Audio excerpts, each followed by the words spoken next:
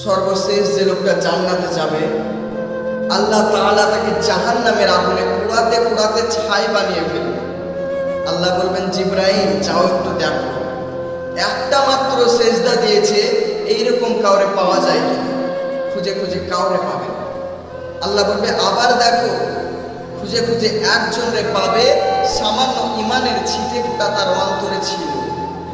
আল্লাহ বলবেন, যেহেতু ছিটে ফোঁটা আছে, অনেক মার খেয়েছে, ওরে জাহান্নাম থেকে বের করে নির্ধারিত দূরত্বে রেখে দাও, যাতে জাহান্নামের আগুন ওরে কষ্ট দিতে না পারে। দূরত্বে রেখে দেওয়া হবে, কিন্তু জাহান্নামের আগুনের লেলিয়া শিখাতে তার গা ঝলসে যাবে।